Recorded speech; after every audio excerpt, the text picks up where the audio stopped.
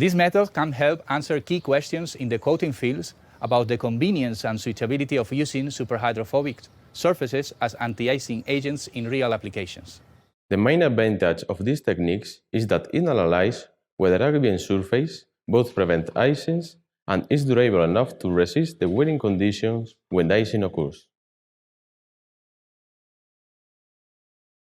To begin the sample preparation, in a fume hood, place a 100 milliliter beaker containing 80 milliliters of 4 molar hydrochloric acid in a 500 milliliter beaker.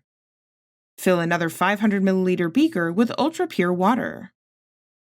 Immerse an aluminum sample in the acid using polytetrafluoroethylene tweezers and allow it to soak for 8 minutes.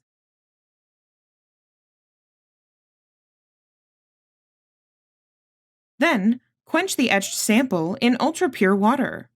Thoroughly rinse the sample before proceeding. Next, dry the sample under a steam of filtered compressed air until no water is visible on the surface.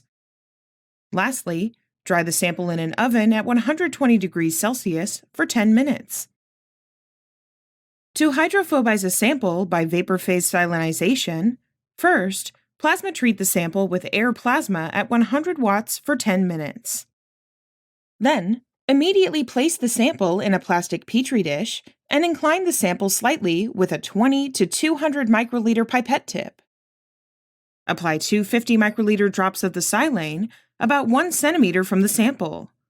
Cover most of the dish with the lid. Promptly place the dish in a vacuum desiccator, cover about 80% of the dish with the lid.